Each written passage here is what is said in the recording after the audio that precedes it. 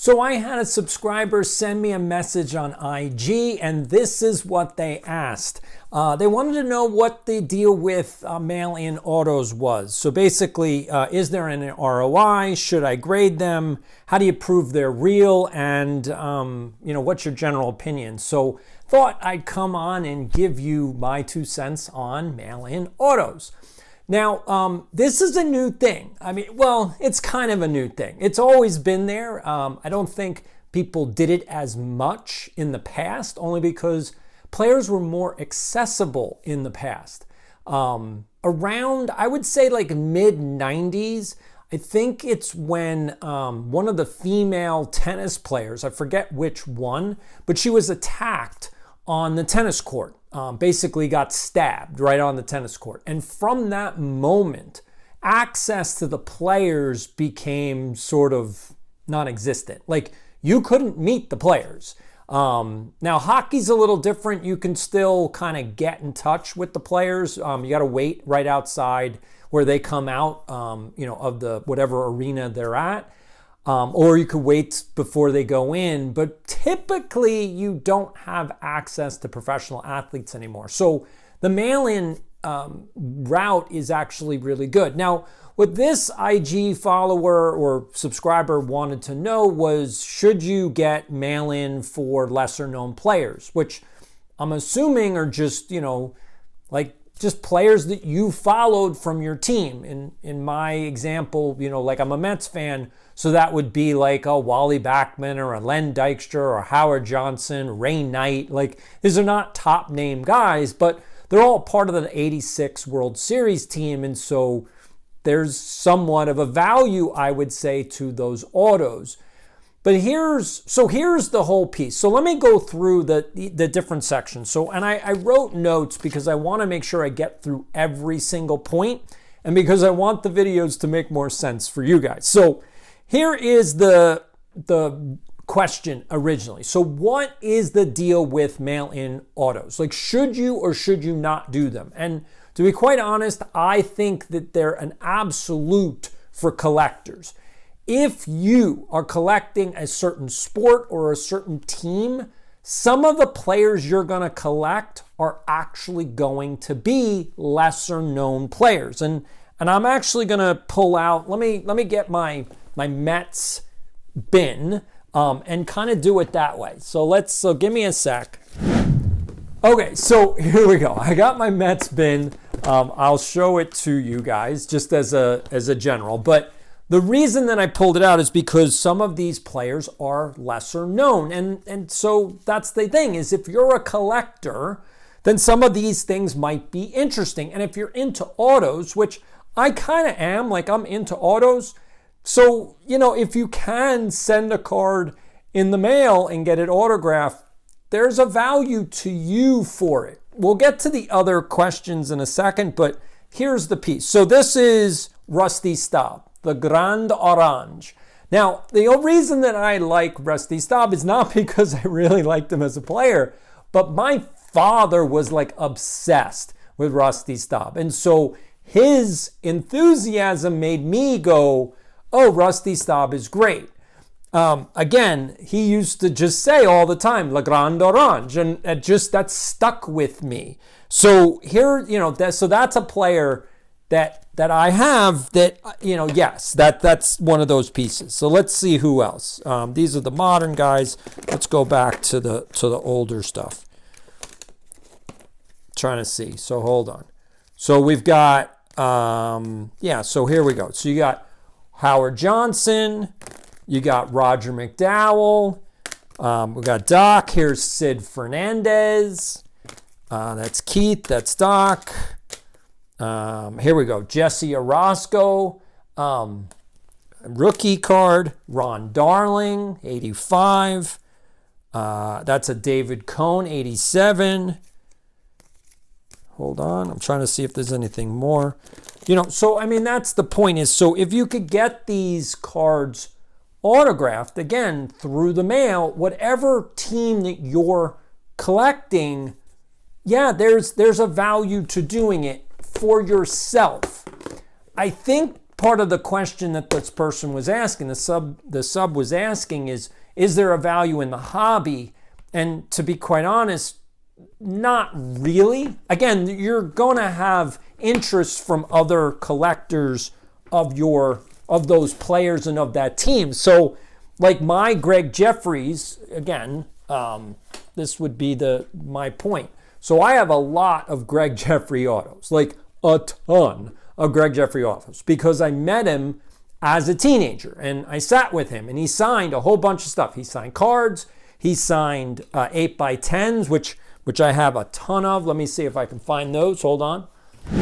Okay, I found them. So here we go. So, I have a whole bunch of photos here that are all signed by Greg. And so that's my point, is the only person that's going to, want any of these, again, these are all signed, is somebody who's a Greg Jeffries fan, which, there's a ton of Mets fans out there. There's a ton of people that watched the Mets during that era. And again, he was the hottest player at the time. He was a third baseman. And, before David Wright, was a superstar and a phenomenon, it was all about Greg Jeffries. And again, for anybody that's my age or maybe a little bit younger, well, obviously anybody older, but if you remember that era, you think fondly about Jeffries, even though his career didn't really pan out the way that everybody thought it would. Again, that's kind of the fandom of this. And I think that through the mail, autos kind of gives you that access that you don't normally have. And some of these players are just not going to be signing for Topps and Panini because of the fact that they're not as well known. And so again, in that sense, I think that it's really good for collectors. Now, here's the question that you're asking, which is, should you grade them? And that's the second piece is, well, how do you know that they're authentic? So it's kind of the double-edged sword. Right now, there are two places you can go to get your cards graded, as well as why you should do that. So one is PSA. Now, obviously, everybody has the same issue with PSA that I have with PSA. They're not a very well-run company. Let's just put it that way. They're just not a very well-run company. It costs you $25 to get it authenticated, so just be aware of that. It's going to take you it's going to cost $25. But the bigger issue is you're just not going to get the cards back very soon. It's going to take at least 3 months to get the cards back, at least.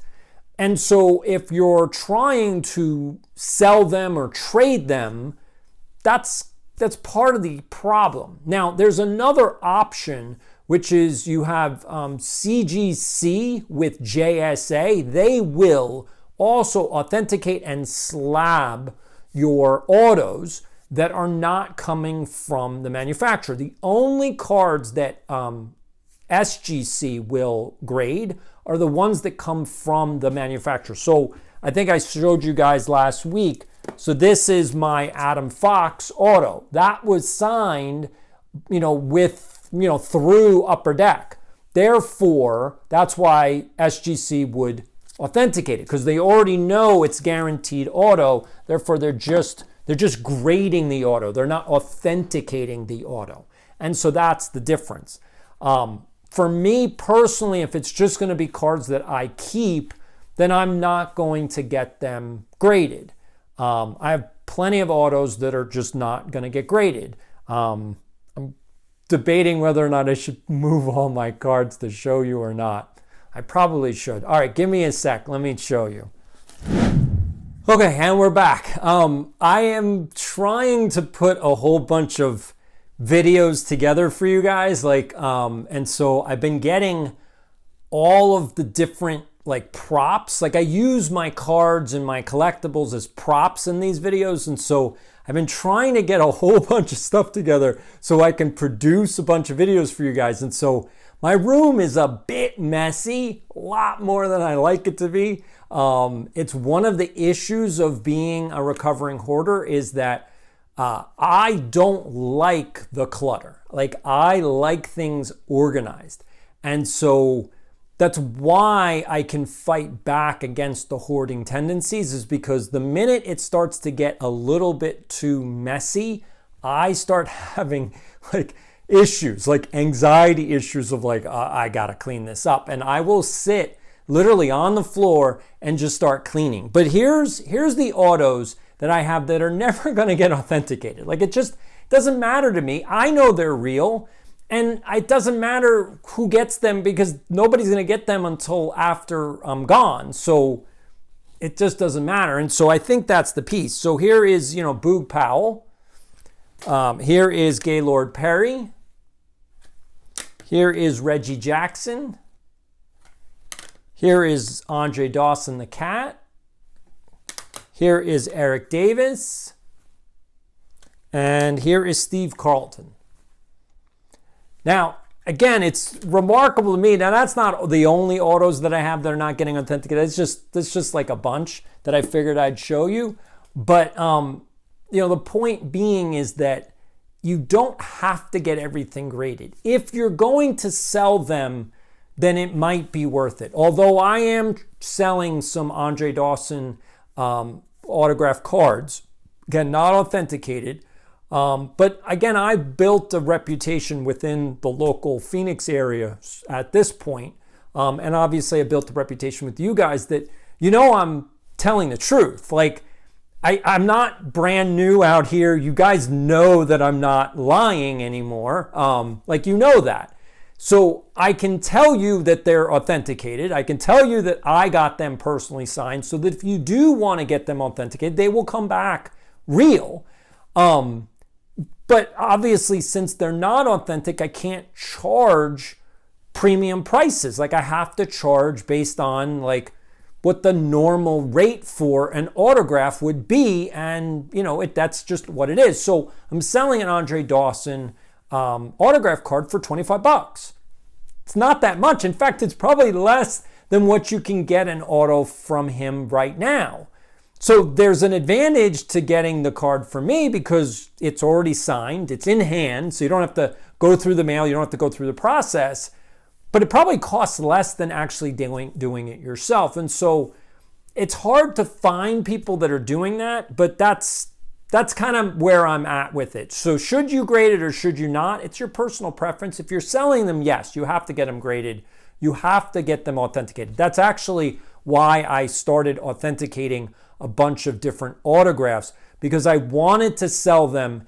And to people, like if I'm going to a show, the dealers and people at a show don't know who I am, and so they don't know that they can trust me, and I don't expect them to. The authentication takes away that issue. Yes, it's real. Yes, it's in a slab. There you go. If you want it, you get it. If not, no big deal.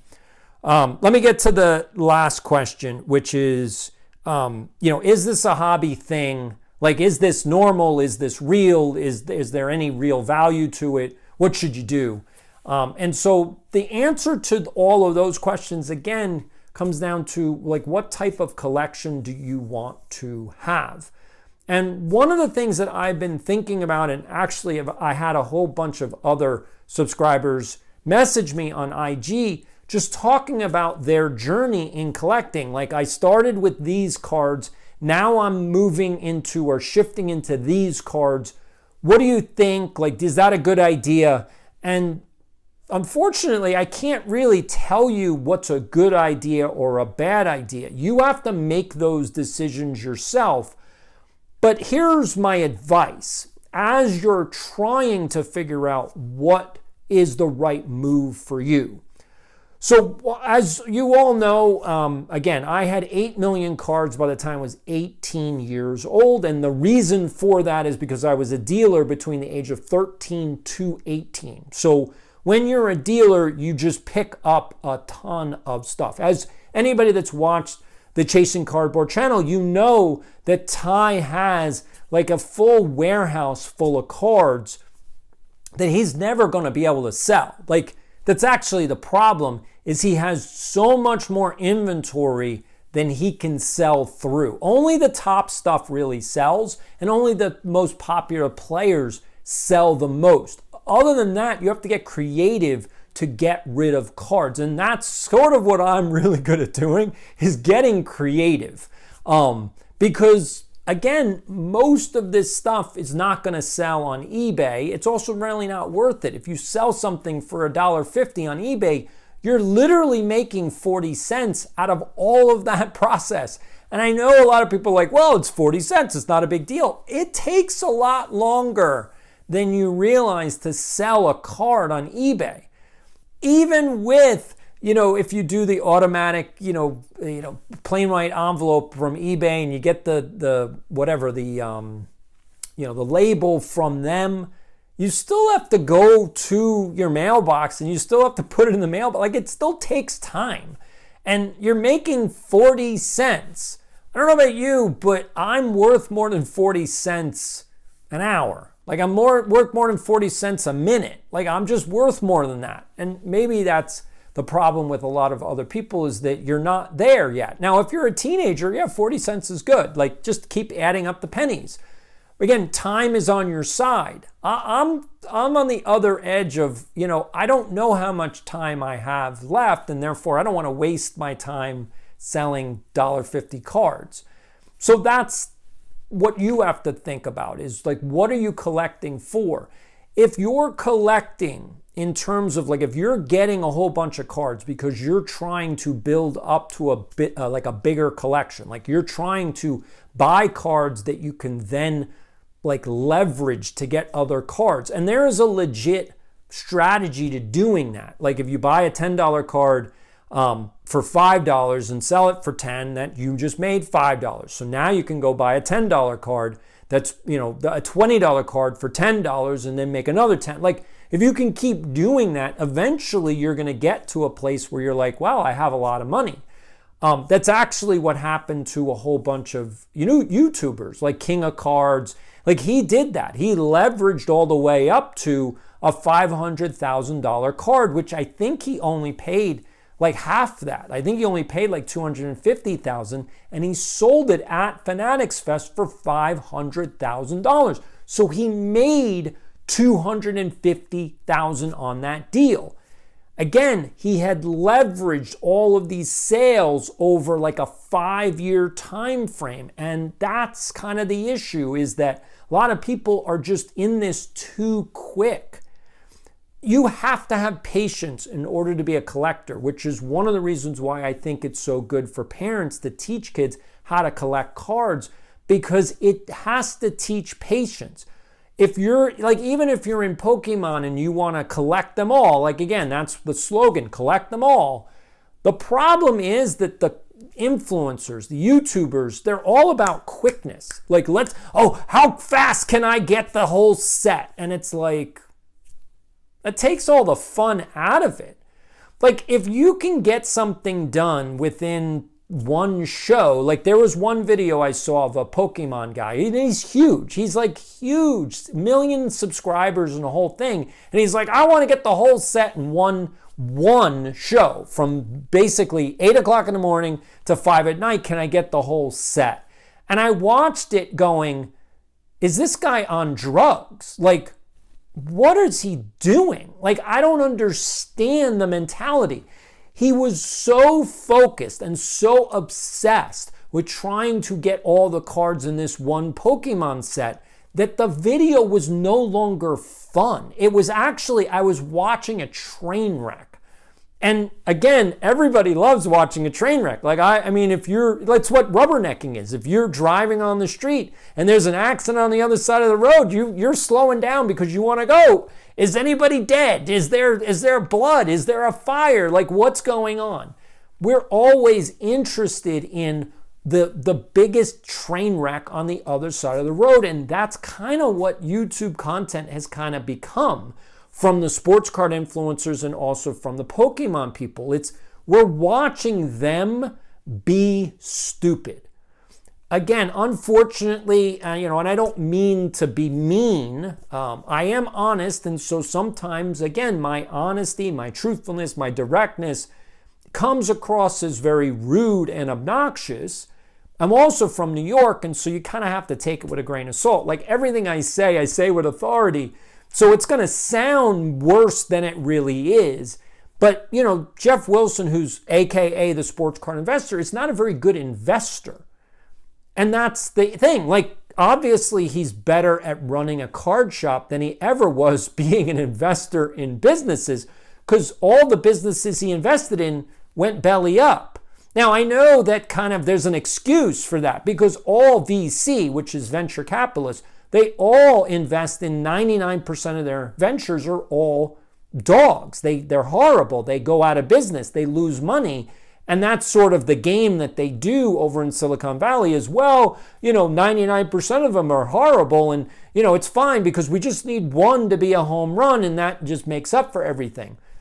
It kind of says to me, again, from a sports analogy, these guys are not very good at their job. Like, if your batting average is 1 out of 99, you're a horrible player. That's well below the Mendoza line. For me, I would just rather invest in high-quality companies with high-quality leadership teams that I know they have a plan going forward. This is what we're going to do. And if they fail, it's just because not everything's going to succeed. But I would probably have a much better track record than all the venture capitalists out there. The issue is I wouldn't invest much money. Like, I just would say no far more often than the venture capitalists do. And I think that's the problem, is that these guys have an issue. Like, the sports card investor has an issue. That he just likes to spend money, and he likes to make excuses for how much money he wastes because he doesn't want to admit that he wastes a lot of money. But his, the SCI index, that's all the cards that he bought through the pandemic. Again, 2019 through about 2022, that whole index has lost about $1 million worth of value. I don't know about you, but I don't have $1 million to waste, nor if I did, I wouldn't waste $1 million. Like, it just wouldn't happen. So at some point you have to kind of look at it that way and go, what are you doing? Anyway, I know I got a little off topic. So in terms of like the through the mail autos, should you do them? Should you not do them? I think absolutely. You should absolutely do through the mail autos. You can still do mail in with Nolan Ryan. The prices for his auto have gone up significantly, but you are donating all the money to charity.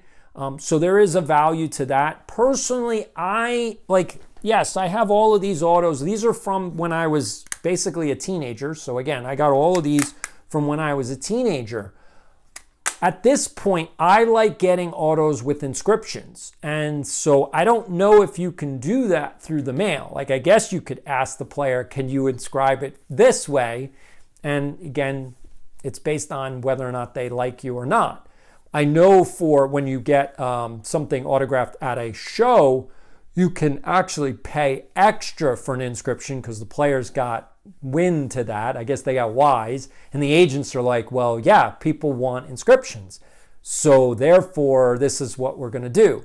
Like, I'm getting 2 cards autographed, one by Darryl Strawberry and one by Doc. I did a traded 42 cards for 5 autos, and one of them is Darryl and one of them is Doc. And I asked for inscriptions from both of them, both saying 1986 World Series champs, because that to me means more to my collection, that I will have those cards, again, those 2 guys, and those will now be in the collection. If I can get Keith Hernandez and Ron Darling, because they are broadcasters for SNY, and I am friendly with Nelson Figueroa, who went to Brandeis University. He's a former Major League pitcher, pitched for the Mets for a little bit, and he does broadcast for SNY.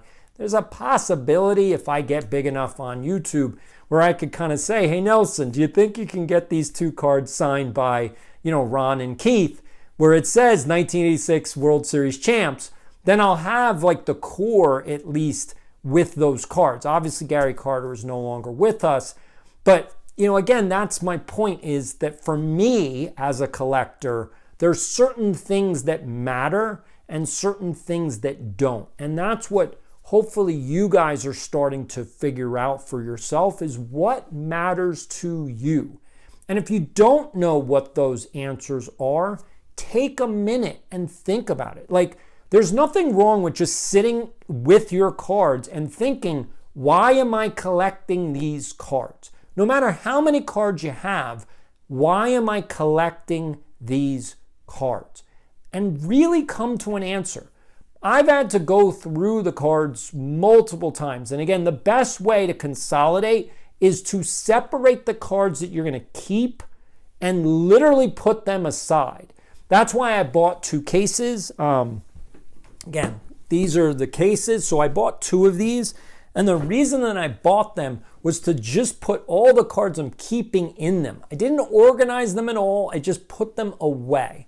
Why? Because I wanted to be able to go through everything else and price it out to sell. How am I going to get rid of all this stuff when I don't even have the stuff that I want to keep first?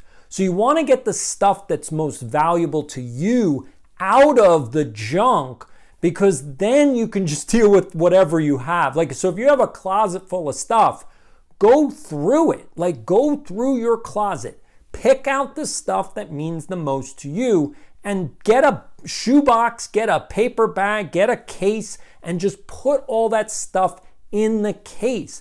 That way, when you look at your closet full of junk, you know, no, that's not stuff that I care about. And that way, mentally, now you can go, that's all the stuff I need to get rid of. That's the stuff I'm going to trade. That's the stuff I'm going to sell. That's the stuff that's not staying. I know a lot of people get into trouble because they just keep everything with this mindset, well, it's all going to be worth more in the future. And the problem is that's not true. 2, who cares what it's worth in the future? Look at what it's worth right now. Literally, look at what it's worth right now. And I know that a lot of people have this FOMO. Again, I did that video the other day. The FOMO of keeping on to all these cards. They're going to be worth X amount in the future, and that's not true. 99% of your cards are just not going to be worth more in the future. I have created a newsletter, high-end cards, for the cards that will be worth the most. That's it. So if you want to know what those cards are, subscribe to that newsletter. And I'm going to be doing videos right here on YouTube, kind of releasing the names of those cards as I keep going and as I keep publishing new editions. There's already, I think, 4 editions, so if you haven't subscribed yet, it's all free right now, so you'll get all 4 editions for free. There's a whole bunch of really cool stuff there. But again, this is all about figuring out the difference between high-end card market and everything else card market. And most of the stuff that you guys have is in the everything else card market. And you know, that's fine. Like, again, we're talking, like, I mean, these are not big name cards. So again, it's an Eric Davis autograph. It's just not high end. Like, this is not even an error. This is the Billy Ripken 88 Fleer. This is not the error. This is with the black box on the bat. Again, it's not worth much. That's not the point. The point is that, okay, this is probably like a $8 card, $10 card. That's it. But again, I'm going to sell it at a show. Hopefully I can sell a whole bunch of cards. So I'm trying to sell actually all of these cards in one lot. These are all Young Gun rookies. So I'm trying to sell all of these together, maybe for like $5. I think there's 1, 2, 3, 4, 5. Yeah, there's 5 of them. So if I can sell all of them for $5, here's a Justin Jefferson rookie. Let's see, we got some more stuff. This is a Bob Greasy. Here's a whole bunch of, actually it's a whole bunch of cards. So it's a David Cohn rookie. This is a Dan Dierdorf. Here's a Shohei, so again, what's this card worth? It's worth about $8 to $10. It's not worth much. But again, it doesn't matter. I'm just trying to sell off some of the hoard, get some money in, use that money to buy cards that I actually care about. And I don't always get high-end stuff. Like that's the piece. Like I don't always get high-end stuff. Like I traded for this card. This is a $1 card. It's not a big deal card, but it's, again, I like the design of it. Therefore, I'm trying to get specific Soto cards to kind of collect. I am not a fan of him on the Yankees, and I'm not a fan of him on the Padres, but I don't have an issue with him on the Nationals because they won the World Series. And again, Juan Soto was a very big deal because of that. Like, he was very important to that championship. Anyway, if you have any questions, so let me finish out this video. If you have any questions, obviously you can put any comments down below, or you can contact me on IG. I am open to you guys talking about your cards, your collections, your questions. I'm also open to having anybody that wants to show off your collection on this channel. Whatever you guys want to do. Again, this is a conversation. We are building a community here. I want to thank everybody for joining me. This is Doc saying, I'll see you.